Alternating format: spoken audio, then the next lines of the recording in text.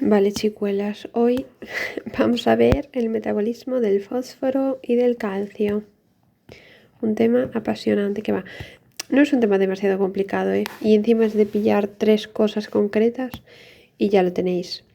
Vale, lo que tenéis que relacionar es el calcio. Yo este tema lo estudio como conjunto, en plan el calcio y el fósforo, porque las hormonas o las vitaminas o lo que sea que actúen sobre uno actúan sobre el otro.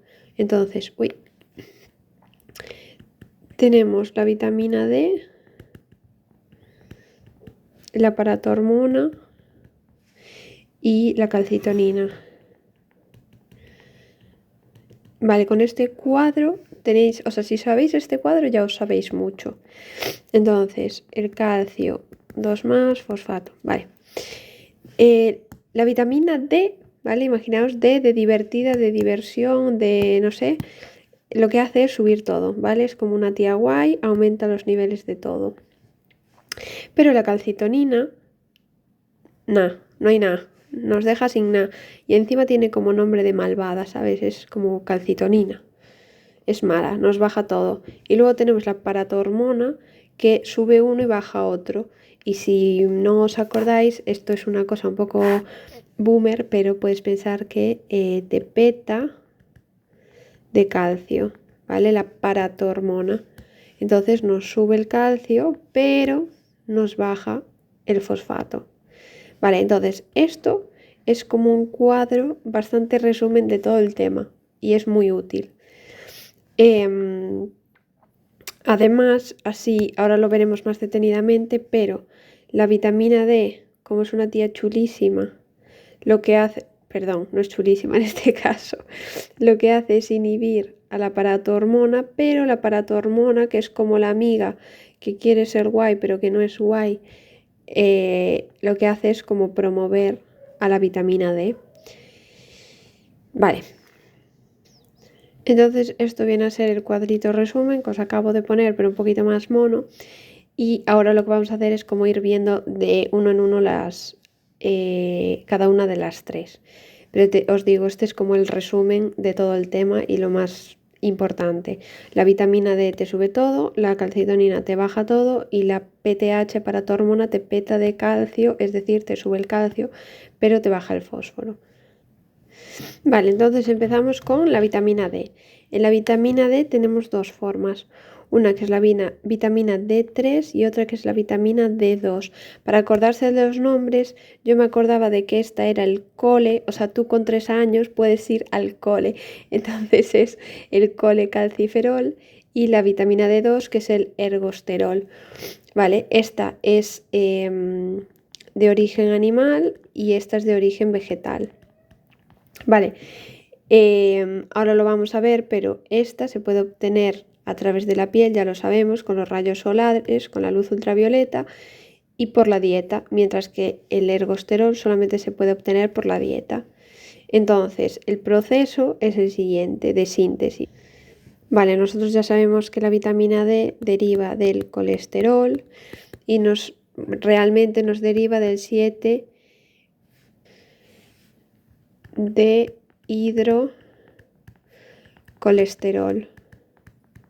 Vale, entonces esto es lo que se va a transformar gracias a la luz ultravioleta del sol en la vitamina D3. D3, 3 años, cole, que vas al cole, calciferol.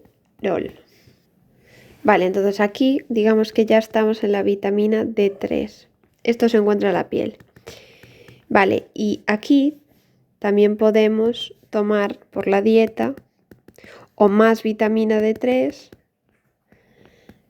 D3 o vitamina D2, que no es el colecalciferol, porque con 2 años no vas al cole, sino que es el ergocalciferol.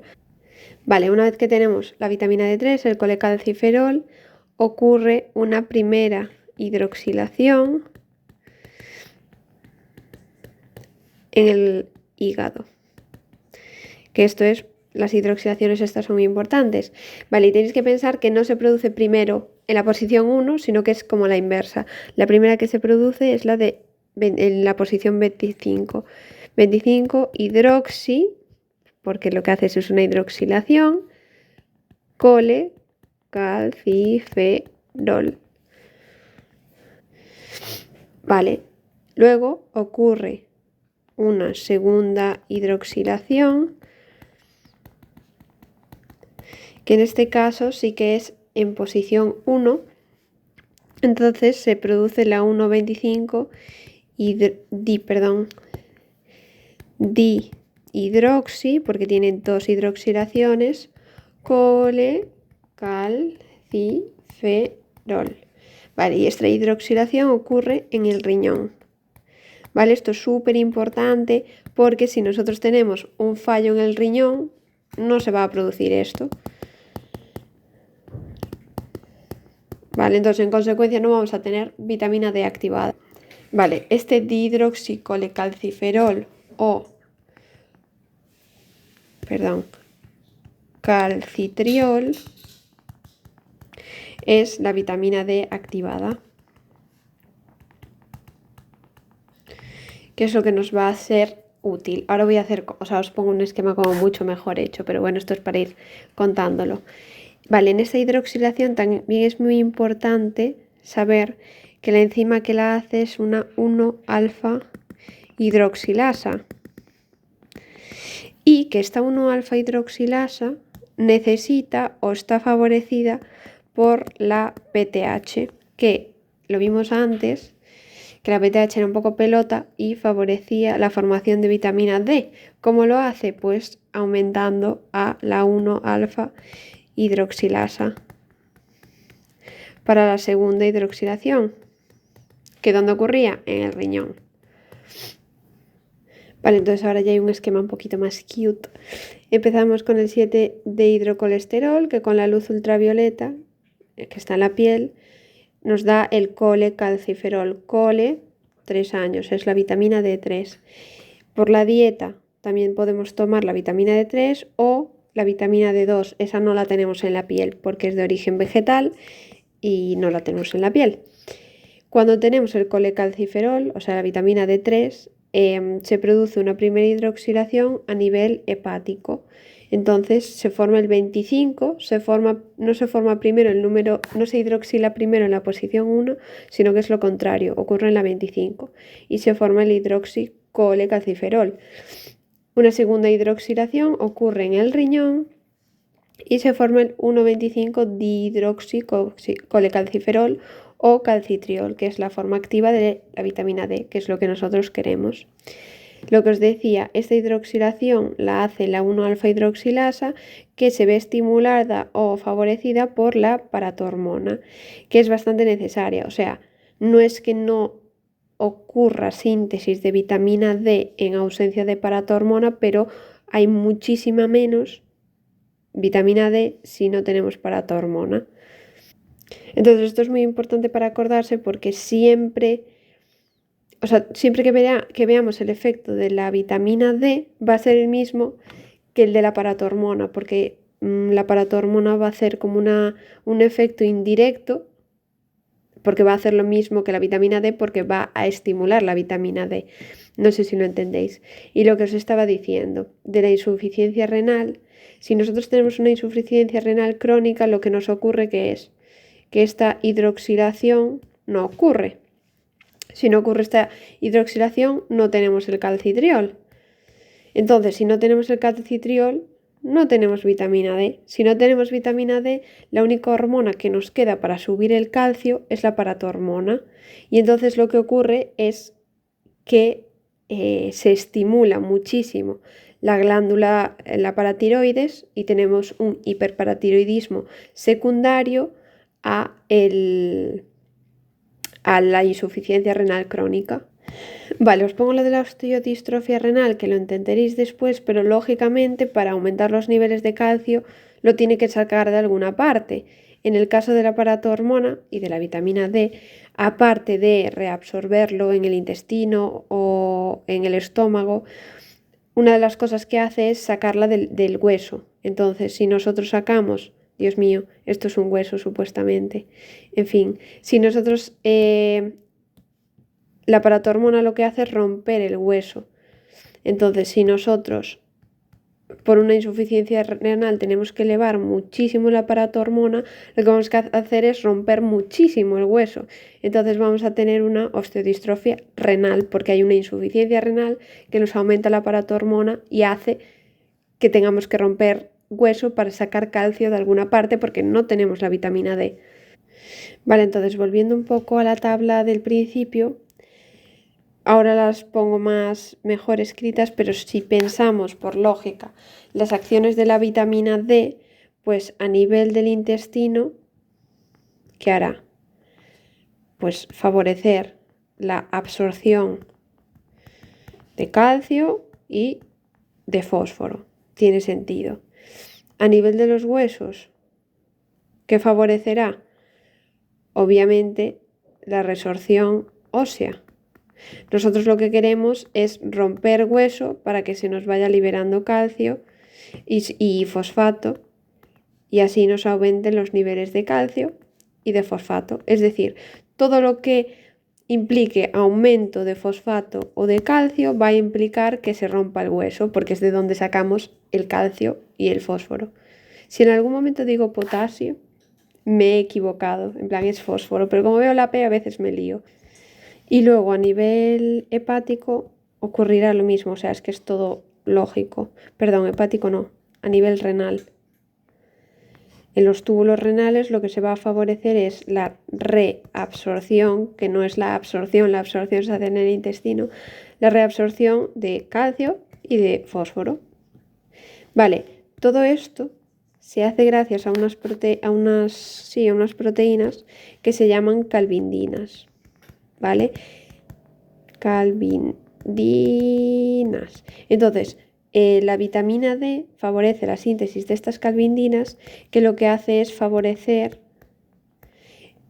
el transporte transcelular del calcio y del fósforo. ¿Por qué es transcelular? Porque claro, por ejemplo, si nosotros estamos en el intestino, aquí tenemos un enterocito y claro, nosotros lo que tenemos que hacer es que aquí está el calcio, tiene que pasar de aquí al enterocito y del enterocito a la sangre. Entonces es un transporte transcelular o bueno, afuera del enterocito. Lo mismo ocurre en el riñón. Nosotros si tenemos el calcio dentro de un túbulo, tiene que pasar a las células del túbulo y luego salir a la sangre para ser reabsorbidas. ¿Lo pilláis? Pues eso lo hacen las calvindinas. Vale, y eso está aquí todo explicado. Entonces, acciones de la vitamina D. El sitio principal en el que actúa es en el intestino. Entonces hay reabsorción intestinal, favorece la absorción de calcio por difusión simple en el yeyuno y activa la síntesis de calvindinas en duodeno y en yeyuno.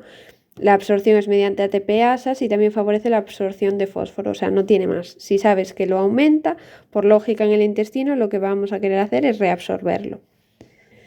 Vale, tenemos la flecha aquí de las calvindinas porque las calvindinas también se expresan en el riñón. Esto es un riñón, ¿vale? Aunque no lo parezca. Entonces favorece la reabsorción de calcio y de fosfato en los túbulos. Así como el intestino tenía un efecto muy importante, era una principal regulación, en este caso tiene un efecto débil. Y esto así a modo de tal, que solo se sabe más supongo que en renal, se reabsorbe prácticamente todo el calcio en el riñón que se filtra. ¿Vale? Y en el hueso favorece la resorción ósea, ya lo vimos, porque se activan los osteoblastos inmaduros.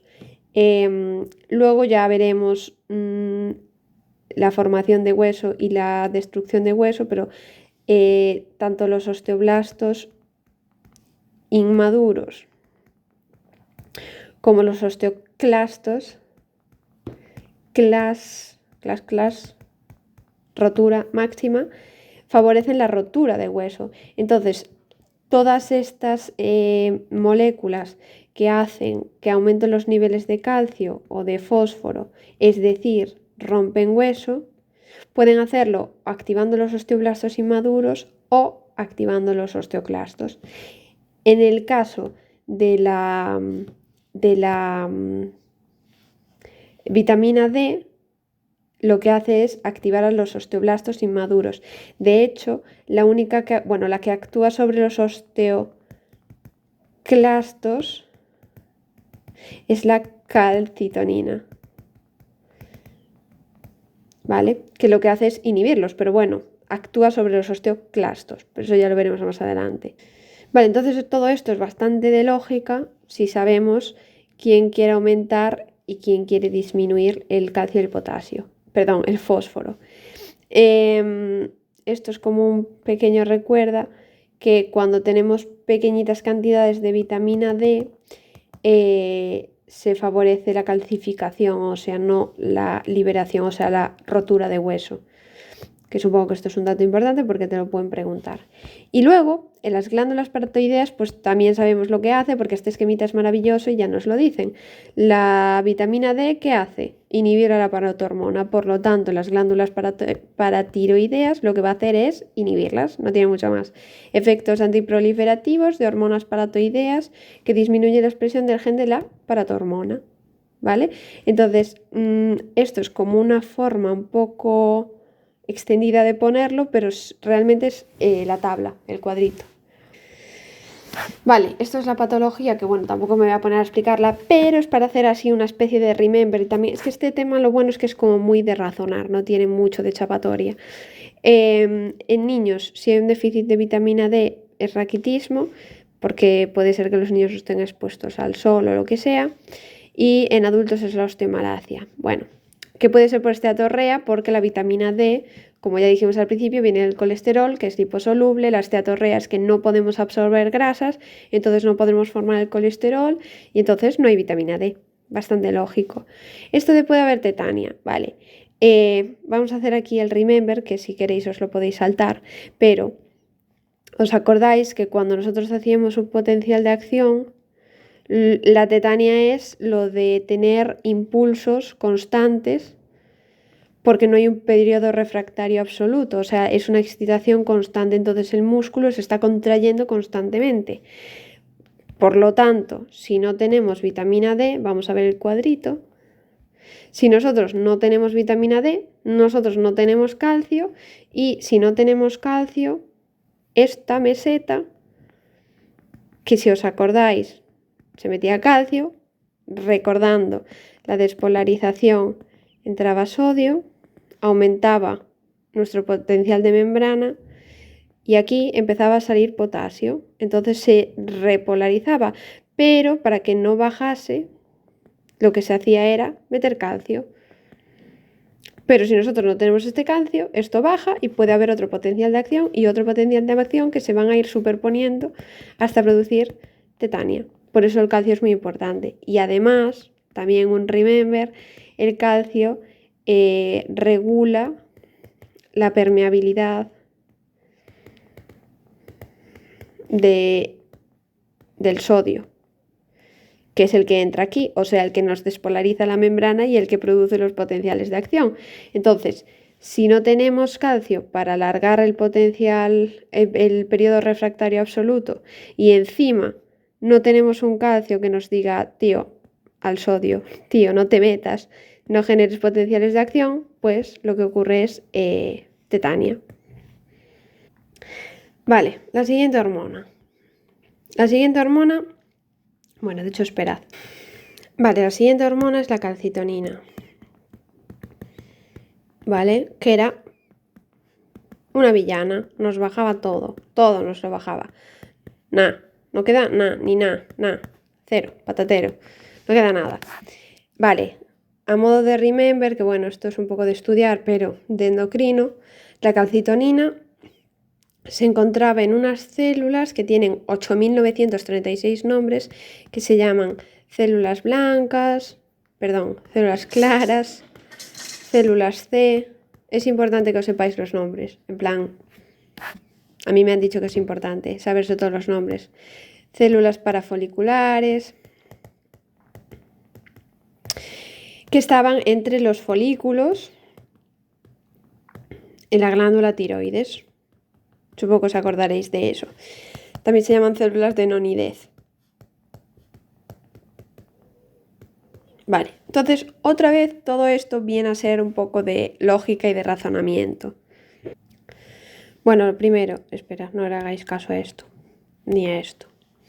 Estos síntesis también es bastante de estudiar, pero bueno, se producen en las células que ya hemos dicho antes, la preprocalcitonina, que tiene 141 aminoácidos, luego se pasa a procalcitonina, que es un marcador de sepsis bacteriana de 53 aminoácidos, que luego se separan en uno de 21 aminoácidos, que se llama catacalcina, que no se sabe muy bien qué hace, y luego tenemos la calcitonina, que es la que nosotros queremos. Entonces, en las células parafoliculares, células C, células de nonidez, células claras, llámale como quieras, se produce la preprocalcitonina y se transforma hasta dar lugar a la calcitonina.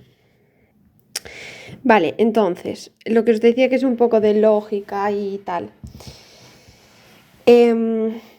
Tenemos que saber que es hipocalcemiante, la calcitonina, y también sabemos que es hipofosfatemiante. Vale, lógicamente, la hipercalcemia va a hacer que nos estimule a la calcitonina para bajar el calcio. Luego, esto hay que ir a bioquímica, o sea, es un remember muy grande, pero si os acordáis, el calcio estimulaba la glucólisis. ¿Vale? Entonces, el glucagón lo que hacía era inhibir la glucólisis, por lo tanto, el glucagón no quiere que haya calcio. Entonces, para que no haya calcio, lo que hace es estimular a la calcitonina. Es un poco rollo, pero todo tiene bastante sentido porque son cosas medianamente lógicas. Y luego, tanto la secretina como la CCK como la gastrina son de digestivo, que deberíais ver el vídeo también, pero básicamente tenemos que saber que el calcio, igual que nos favorecía la glucólisis, nos favorece la digestión, o sea, nos favorece la secreción de HCl. Y por otro lado, la gastrina, que ya digo, ya la veremos en sistema digestivo, también nos favorece la síntesis de HCl. Entonces, la gastrina produce calcitonina para no, digamos, como para no pasarnos, es como si fuese un mecanismo regulador, porque claro, si estamos echando ácido constantemente, pues nos vamos a abrasar el estómago. Entonces, la gastrina estimula la calcitonina para que nos baje el calcio y que ese calcio no nos esté segregando todo el rato HCl, en plan, eso, un control, una retroalimentación. Por lo tanto, borrando toda esta mierda, la gastrina es otro estimulante de la calcitonina, porque lo que quiere es bajar el calcio. Y la CK y la secretina, pues es algo semejante, ya te digo, ya lo veréis, pero es parecido todo. Y aquí están los nombres de las células: células C, células claras, células parafoliculares y células de nonidez. El ateroides entre los folículos. Vale. Entonces, las acciones de la calcitonina, lógicamente, es que es otra vez muy de lógica, pero en este caso la calcitonina nos dice que se ha observado que si nosotros tenemos o no tenemos calcitonina, como que no tiene un efecto súper mega ultra importante, o sea, no es un efecto muy fuerte el de la calcitonina, pero de todas formas, vamos a volver a nuestra tablilla. Por lógica, en el intestino,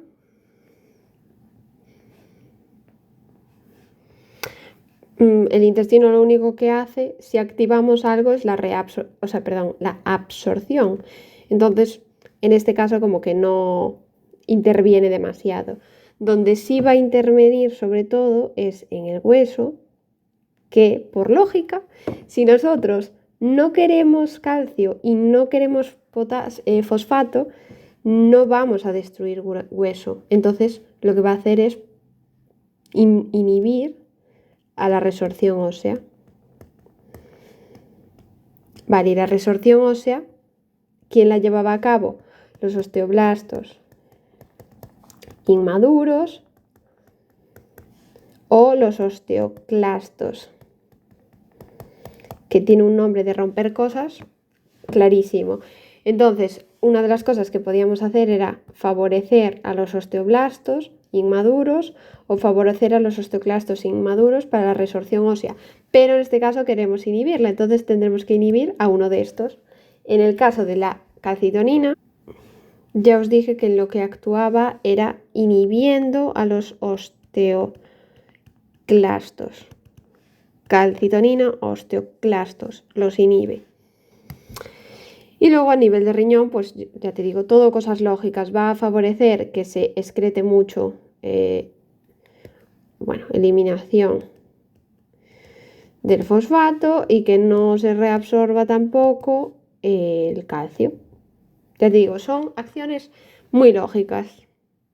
Vale, entonces vamos a la explicación, que no tengo ningún tipo de vergüenza por algún motivo. Entonces, en el riñón favorece la excreción, ya lo sabemos, de calcio y de fosfato y también de otras cosas como el magnesio y el potasio. Y luego en el hueso inhibe la resorción ósea actuando directamente sobre los osteoclastos de calcitonina y obviamente si no favorece, bueno, no es que tenga que ser así, pero no favorece la rotura, sino que además favorece la formación. Entonces, estimula la formación de cartílago, aumenta la formación de glucoproteínas y de colágeno óseo de los osteoblastos, porque los osteoblastos, los que son maduros, son los que van a favorecer la síntesis de hueso. Vale, que eso ya lo veremos, pero vosotras quedaros con que los que son inmaduros son como niños pequeños, inmaduros, y es como, ay, quiero romper hueso. Y los maduros dicen, tío, no rompas hueso, ¿vale? Entonces los osteoblastos maduros son los que favorecen la síntesis de hueso y los osteoblastos inmaduros la rotura y los osteoclastos de clas rotura también. Vale, y aquí tenemos un asterisco que, claro, nosotros la calcitonina lo que dice es, tío, quítame el calcio y el fosfato de delante. Entonces lo que hace es favorecer que se vaya captando por los distintos tejidos, sobre todo por el hígado. Vale, y entonces aquí otra de las cosas raras es que además de todo esto estimula la síntesis de alfa-1 hidroxilasa. Siempre que veáis como un mecanismo, o sea, una acción rara o contraria a la que normalmente debería hacer, siempre tenéis que pensar que es algo regulador. Entonces, claro, la calcitonina lo que hace es estimular la alfa-1 hidroxilasa, que si os acordáis era la de la segunda hidroxilación en el riñón para formar vitamina D, que la vitamina D que hacía subir el calcio y subir el fosfato. Entonces, claro, la calcitonina dice, Dios mío, soy una villana, soy mala, pero tampoco me quiero pasar de mala, en plan, a ver si voy a ser una puta cabestra y me voy a cargar todo el calcio y el fosfato que hay. Lo voy a eliminar todo por la orina, no voy a romper ni un hueso y entonces nos quedamos sin calcio y sin fosfato. Entonces, ella lo que hace es decir, bueno, no confío nada en mí, voy a favorecer la síntesis de alfa-1 hidroxilasa para regular, pero aún así siempre gana el efecto de disminuir el calcio y el fosfato que hay en sangre. Pero digo, es un mecanismo regulador. Vale, y todo esto es bastante lógico y sigue siendo un poco patología y tal, que voy a poner otro cuadrito de arriba, pero se usa como cáncer de tiroides. Los cánceres lo que se hacen es sobreproducir sus productos y la tiroides tenemos las células que producen calcitonina, que cuáles eran las que tienen 800 millones de nombres. Las células C, las células de Nonidez, las células claras, las células parafoliculares. Entonces, si tenemos un cáncer de tiroides, lógicamente vamos a tener muchísima calcitonina. Entonces, la calcitonina, que haya muchísima calcitonina, es un marcador de cáncer de tiroides. También es para el tratamiento de la enfermedad de Paget, que esta enfermedad es la que hay como muchísima resorción, en plan mucha rotura de hueso, pero también mucha síntesis, ¿vale? Entonces lo que se hace es como para controlar. Y luego la osteoporosis. Claro, la osteoporosis lo que nos pasa es que lo que hacemos es sintetizar un hueso, o sea, tener muy poca densidad de hueso. Entonces, si encima lo estamos degradando, mal. Entonces se da calcitonina para no favorecer la rotura de hueso y que esos huesos que encima son una mierda, pues no se nos estén degradando, y lo más obvio y lógico se da cuando tenemos hipercalcemia.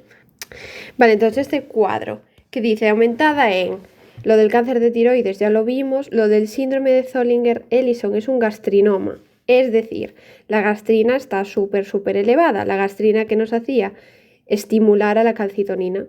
Pues ya está, por lógica, si tenemos mucha gastrina, nos va a estimular mucha calcitonina. Lo mismo ocurre con... no, aquí no lo tenemos, nada.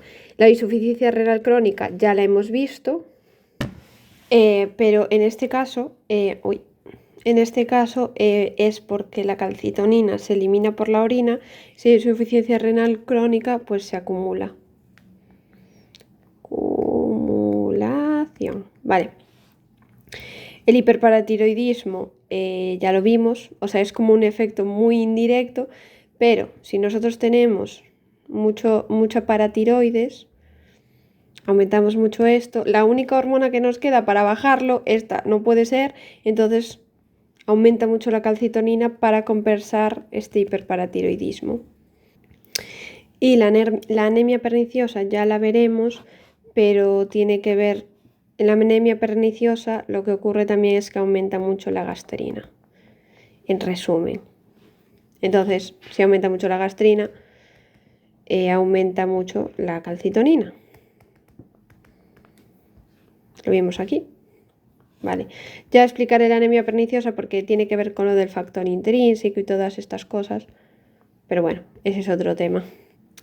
Bien, y ahora la última hormona es la paratormona, que tenemos dos reglas mnemotécnicas, cada cual peor que la anterior, que es que te peta de calcio o que tienes calcio para tu hermana, ¿vale? Una gilipollez, como otra cualquiera. Pero la cosa es que nos aumenta el calcio y nos baja el fosfato. Vale, entonces nosotros podemos pensar que es un poco contradictorio porque como la vitamina D es una tía chulísima y la PTH lo que quiere es hacerse su amiga, pues la estimula. ¿Qué pasa? Que como que va en contra un poco de sus ideales, porque sus ideales son bajar el fósforo. Y si nosotros estimulamos a la vitamina D, que es lo que hace la PTH, nos va a subir el calcio y el fósforo. Y eso no tiene mucho sentido.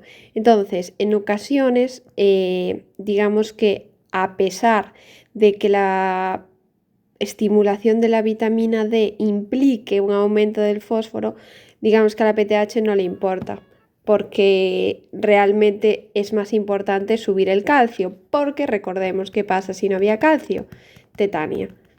Y tetania es pues quedarse así tieso, te da como una parálisis y se te puede parar el corazón. Entonces, claro, realmente es más importante el calcio.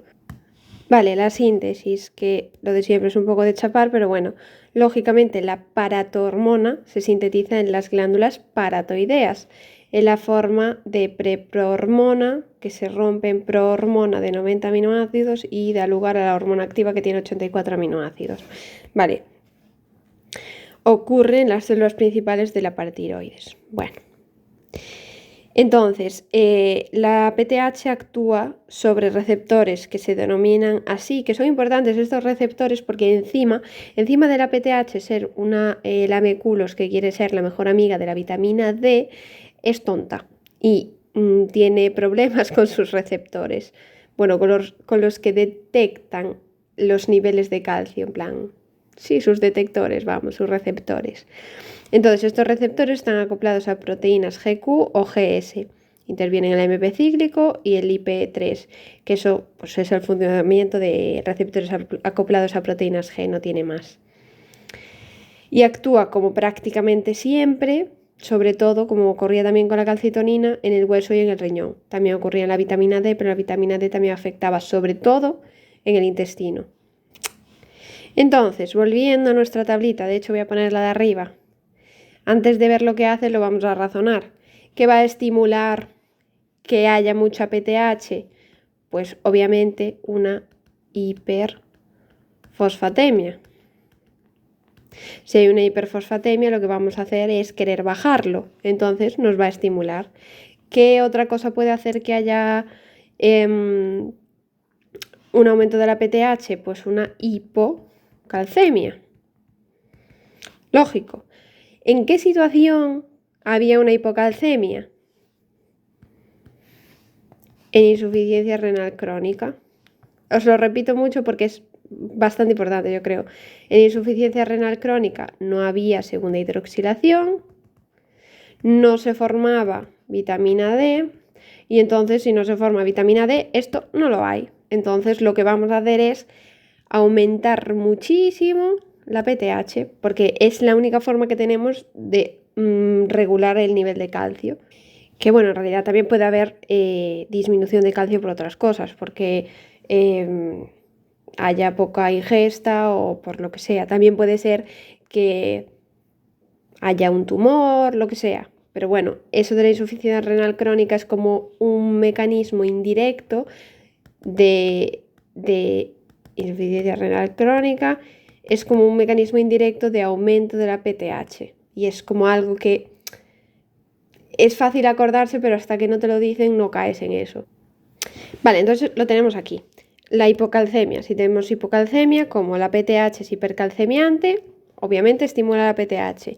Nos dice aquí, si ocurre durante mucho tiempo, la glándula puede llegar a atrofiarse. Bueno, lo típico, en insuficiencia renal crónica hay un aumento muy grande de la PTH, pero llega a un punto que dice, estoy cansado, jefe, y no puedo más, y se atrofia y deja de funcionar. Vale, en la hiperfosfatemia también, porque es hipofosfatemiante, baja el fosfato, entonces en la hiperfosfatemia va a haber mucha PTH.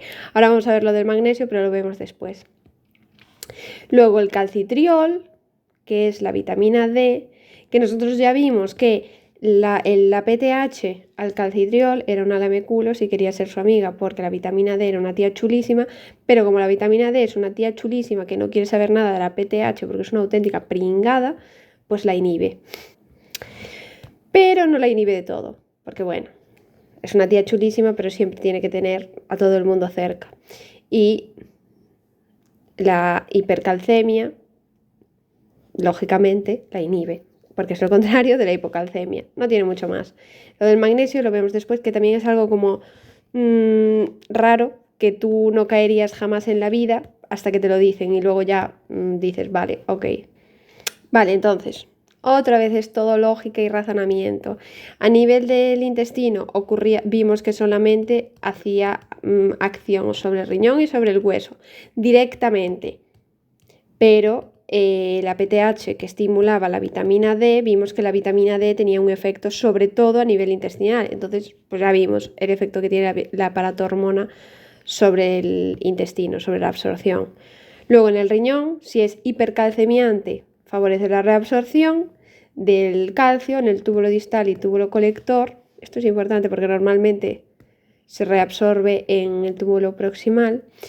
Y favorece la excreción porque es hipofosfatemiante en el túbulo proximal. Y todo esto lo hace también de forma indirecta. Esto no lo tengo muy claro si solo lo hace de forma indirecta o lo hace de las dos formas, pero bueno, la vitamina D, si nos acordamos, respecto al calcio, favorecía la reabsorción. Entonces, lo puede hacer también de forma indirecta, estimulando la vitamina D. Y luego nos dice que también aumenta las pérdidas de HCO3 y de fosfato, que bueno, sin más. Vale, los huesos.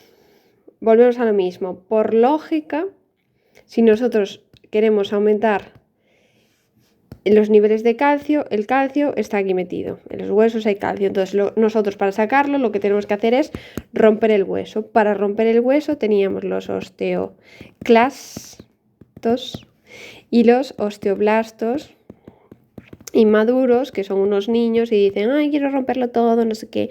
Entonces lo que podíamos hacer era activar a unos o activar a otros. En el caso de la calcitonina, lo que hacía era inhibir a los osteoclastos, porque la calcitonina quería bajar el calcio, entonces no quería romper nada. Entonces la calcitonina actuaba sobre los osteoclastos, mientras que la vitamina D y la PTH actúa sobre los osteoblastos inmaduros, los estimula, digamos. Vale, pero para esto hay que acordarse de este pequeño detalle, que es que si tú aumentas como muy puntualmente, digamos de forma aguda, la PTH, hay un aumento de la regeneración o de la síntesis de hueso. O sea que activamos los osteoblastos maduros, ¿vale? Pero, que ahora lo veremos en el hueso, si los osteoblastos están como mucho tiempo activados, acaban produciendo marcadores o señalizaciones que lo que hacen es activar a los osteoclastos. Entonces, cuando hay una persona que tiene, por ejemplo, osteoporosis, se utiliza la PTH, la paratormona, porque la osteoporosis, recordamos que era que había poca densidad de huesos, que los huesos estaban muy frágiles y lo que queríamos hacer era hacer unos huesos pues que no se rompan. Entonces se da puntualmente, como una vez al día o una cosa así, en plan como unas dosis, esto las farmacéuticas me están escuchando y dirán eres gilipollas, pero bueno, de paratormona. Entonces se activa, digamos que hace un efecto contrario al que esperaríamos, pero si el aumento de la PTH es crónico, lo que decimos que ocurre en insuficiencia renal, una vez más, pues lo que se va a favorecer son o activar los osteoclastos. Vale, ¿qué es lo que pone aquí? Los osteoclastos no tienen receptores para PTH, entonces realmente la PTH no actúa directamente sobre los osteoclastos. Sobre los osteoclastos solo actúa la calcitonina y encima actúa inhibiéndolos. Entonces se acaban estimulando indirectamente por citocinas y proteínas que son secretadas por los osteoblastos que sí tienen receptores para PTH, ¿vale? Lo entendemos. Bien, ahora, dijimos aquí, que lo dejamos pasar un poco, que la hipomagnesemia estimulaba la PTH. Vamos a ver qué pasa con el magnesio. Nos dice que, ¿os acordáis que os dije que la PTH tenía unos receptores? Estos son los receptores, pero que son un poco retrasados, son un poco tontos. Entonces estos receptores lo que hacen es detectar calcio. ¿Qué pasa? Que a veces se confunden con otros cationes. Otros cationes, además, en el caso del magnesio son dos cationes divalentes, entonces se confunde. Entonces la PTH puede decir, ¡ay, qué bien! Hay un aumento de calcio. Entonces, si hay un aumento o una disminución, da igual, si hay una disminución mismamente, hay una disminución de calcio, no sé qué, me tengo que activar porque yo soy hipercalcemiante. Pero la muy tonta no se da cuenta de que no es el calcio lo que está detectando, lo que no está detectando realmente, sino que es magnesio, o viceversa. Si detecta un aumento de calcio, dice, ¡ay Dios, hay muchísimo calcio!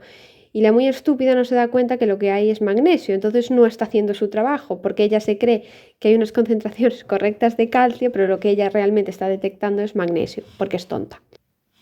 Vale, entonces, nos dicen que los receptores KSR, que si nos acordamos, están acoplados a proteínas GQ y GS, están en la tiroides y en la paratiroides y se encarga de observar la cantidad de calcio para producir calcitonina, PTH, ¿vale?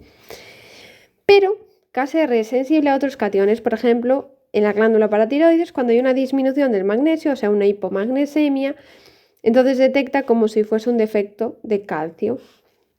¿Qué ocurre? Que empieza a trabajar porque dice, ay Dios mío, hay muy poco calcio.